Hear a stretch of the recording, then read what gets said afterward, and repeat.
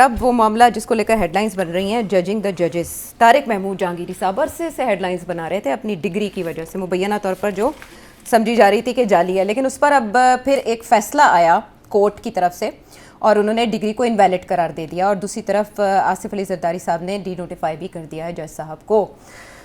اس کو لے کر تشویش پائی جا رہی ہے کچھ حلقوں میں کہ یہ عدلیہ کو کمزور کرنے کی طرف ایک اور قدم ہے. اس کو ویلڈ سمجھتے ہیں آپ؟ دیکھیے ایک بات کہ ڈگری جو ہے وہ ایک وقت تھا جب کہ انہوں نے ان کو سسپینڈ کر دیا تھا as a student from taking the exam 3 سال کے لیے. جی جی. مگر انہوں نے اس کے اگلے سال ایگزام لے لیا اور پاس کر لیا، اور وہ نام تھوڑا سا تبدیل کیا اور ڈگری لے لی. تو ڈگری تو ہے ان کے پاس، مگر ڈگری جو ہے وہ کن حالات میں لی اور کیسے لی، دیٹ از این ایشو. جی ٹھیک ہے. اب فار سمبڈی جو کہ بعد میں جج بن گئے اور کافی عرصے تک کوئی چیلنج نہیں کیا کسی نے، تو اب جا کے چیلنج ہو گیا. تو پھر یہ سوال کھڑا ہوتا ہے کہ کیا یہ آج پتہ چلا ہے اس بات کا؟ دہائیوں بعد آپ کو پتہ چلا.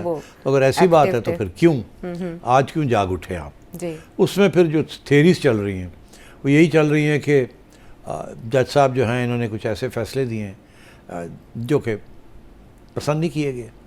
اچھا، اب ان میں سے ایک فیصلہ یہ ہے کہ جی یہ ان 6 ججز میں سے ایک جج ہیں جنہوں نے وہ خط لکھا تھا کمپلینٹ کا، ایجنسیز کی مداخلت کے حوالے سے خط لکھا تھا. مگر اگر ایسی بات ہے تو باقی 5 جو ہیں ان کو کے اوپر تو کوئی خاص کارروائی نہیں ہوئی، تو ان کے اوپر کیوں ہوئی؟ تو میں نہیں سمجھتا کہ یہ ہی ایک ریزن ہے. اور کوئی ریزن ہو سکتا ہے کہ انہوں نے ناراض کر دیا لوگوں کو. پھر یہ کہا جا رہا ہے کہ انہوں نے الیکشن کمیشن کے اوپر کافی دباؤ ڈالا تھا کہ ٹرائیبیونلز جی الیکشن ٹرائبیونلز کو یہ ایکٹیو رکھے ہوئے تھے اور احکامات اور دے رہے اس تھے. وقت ظاہر ہے کیسز تھے پی ٹی آئی والوں کے الیکشن کے بعد عذرداریوں اور یہ کافی ہارڈ لائن لے رہے تھے، کرو چیک کرو یہ کرو. تو وہ بھی پسند نہیں کی گئی بات. اور ایک اور بھی ایشو تھا بیل کا کہ وہ خان صاحب کو کچھ کیسز میں بیل کی اپلیکیشن انہوں نے منظور کر لی تھی اور وہ بھی شاید پسند نہیں کیا گیا. تو اس قسم کے آرگیومنٹس دیے جا رہے ہیں.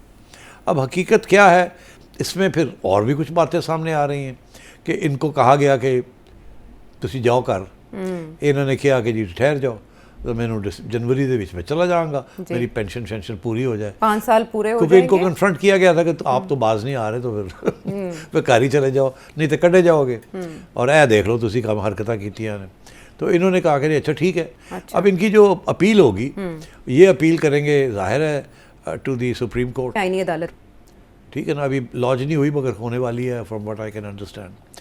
میرا خیال ہے اس میں 2-3 پوائنٹس یہ لیں گے. ایک یہ کہ ڈگری ہوتی ہے، جی جعلی ہوئے یا نان جعلی ہوئے ڈگری ہوتی ہے. ہاں لیکن وہ کہہ رہے ہیں فیک ڈگری کا یہ کیس ہی نہیں ہے، بے ضابطگی کا ہے کچھ. ہاں تو ایک تو یہ، دوسرا یہ کہ کیا یہ پہلے ٹرائل کورٹ میں جانا چاہیے تھا یا سیدھا ہی ہائی کورٹ بلا لیا گیا. اور تیسری چیز یہ کہ کیا اس قسم کی جو مسئلے ہوتے ہیں وہ سپریم جوڈیشل کاؤنسل میں جاتے ہیں جج کی بات جب آئے، یا اسی طریقے کے ساتھ کورٹ ہائی کورٹ کے اندر ہی فارغ کر دیا جائے ان کو. تو یہ تو پھر ایک آئینی سوال ہو جائے گا. تو یہ ہوگا، اور میرا خیال ہے یہ کہ یہ جائے گا سپریم جوڈیشل کاؤنسل میں بھی. ابھی پہلے کورٹ جائے گا پھر وہاں سے یہ سپریم جوڈیشل کاؤنسل میں جائے گا اور وہاں ان کی چھٹی ہو جائے گی اور آئینی عدالت کے سامنے لگے گا جائے. تو وہ بھیج دیں گے، they will send it to the judicial council اور جوڈیشل کاؤنسل ان کی چھٹی کرا دے گی. آپ کے خیال میں وہ پرسو کریں گے اس کیس کو جہانگیری صاحب، جب انہوں نے اتنے عرصے یہ دیکھا یہ ڈگری کا کیس سندھ ہائی کورٹ بھی گیا، پھر کراچی یونیورسٹی بھی انوالو ہوئی، سو بہت سے فریق بنے اس میں. مگر عائشہ لیٹس باٹم لائن کیا ہے؟ باٹم لائن ہے یہ تو قانونی چیزیں ہیں. ایک شخص جو کہ ایک آرڈر آف دا یونیورسٹی کو وائلیٹ کرتا جی اور جعلی فالس پریٹینسز پہ ایک امتحان لے لیتا ہے، تو پھر ظاہر ہے such a person should not be a جج of the court, high court. تو اس طرح کی ایک مثال تو نہیں ہوگی جتنے بھی ہیں کس کی باری بڑے مثال ہوں گے سب کو کڈو باہر. تو اب اس کے بعد آپ سمجھتے کوئی اور بھی آئے گا نرگے میں؟ آئی ڈونٹ نو، مجھے نہیں پتا. بٹ بات یہ ہے کہ یہ اچھے جج ہوں یا برے جج ہوں، ان کی اچھی ججمنٹس ہوں یا بری ججمنٹس ہوں، وہ الگ بات ہے. بٹ بات یہ ہے کہ جو مورل سٹینڈرڈز ہیں آف دا ججز، اگر وہاں کوئی بے ضابطگی ہوئی ہے، گڑبڑ ہوئی ہے، تو دین آئی تھنک ہی شوڈ خود ہی ان کو چاہیے ٹو گو ہوم، دستبردار ہو جائے. آئی تھنک دیکھیے I like some of his judgments but I think problem है. ٹھیک ہے. اچھا سیٹ صاحب, اس کے علاوہ بھی بہت سے بکھرے ہوئے معاملات ہیں عالمی سطح پر بھی, لیکن میرا خیال ہے جو ویورز کے کوشچنز ہیں وہ پروگرام کو انکلوسیو بنا لیتے ہیں, ایک کرنا چاہیے کم از کم ایوری ٹائم. جی, اس کی وجہ سے رنگ آتا ہے پروگرام میں اور مختلف آراء بھی شامل ہو جاتی ہیں. تو ہم ایک عمیر صاحب ہیں کراچی سے, ان کا سوال شامل کرتے ہیں. ایک کمپیریزن انالیسس جا رہا تھا کہ کریں کہ اگر کوئی کسی کی انکم پاکستان میں 5 سے 6 لاکھ ہے تو کیا اسے امیگریٹ کرنا چاہیے, یعنی آسٹریلیا, کینیڈا یا یو ایس جیسے کنٹری میں جانا چاہیے یا نہیں؟ مطلب اگر ایک 5-6 لاکھ میں ایک لگژری لائف ہے پاکستان میں تو اسے امیگریٹ کرنا چاہیے یا نہیں؟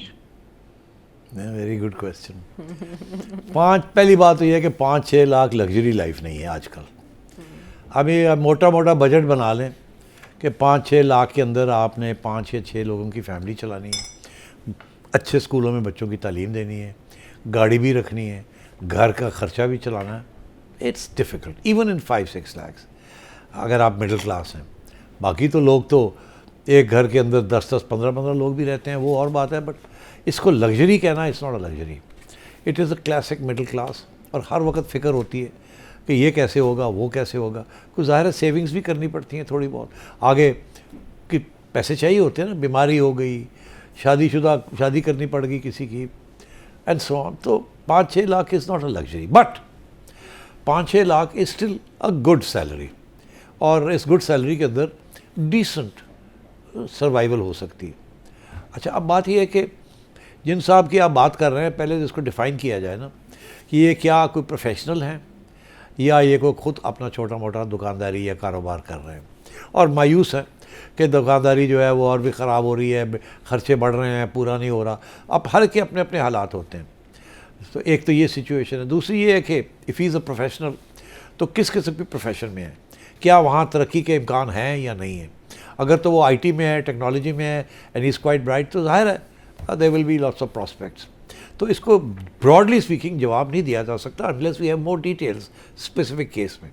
بٹ اگر پھر بھی دینا ہے کوئی جواب تو بات سیدھی سی یہ ہے کہ اگر آپ کا خیال ہے کہ آپ کو باہر ایک اچھی نوکری مل رہی ہے جو کہ یہاں جو 5-6 لاکھ روپیہ مل رہا ہے وہاں 20 لاکھ روپیہ ملے گا, تو پھر آپ ضرور سوچیں گے کہ یار پھر میں جا سکتا ہوں تو میں چلا جاتا ہوں.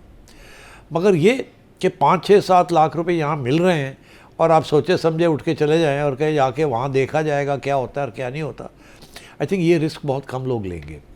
البتہ اگر ساتھ نیشنلٹی بھی مل رہی ہو اور ریزیڈنسی بھی مل رہی ہو اور امکان ہو کہ میری جو ڈگری ہے یا جو قابلیت ہے اس کے لیے وہاں ٹھیک ٹھاک ملازمت مل جائے گی, یہ تو نہیں ہوگا کہ کسی پیٹرول اسٹیشن پہ یا کسی کیش ڈیسک پہ میں جا کے کھڑا ہو جاؤں گا.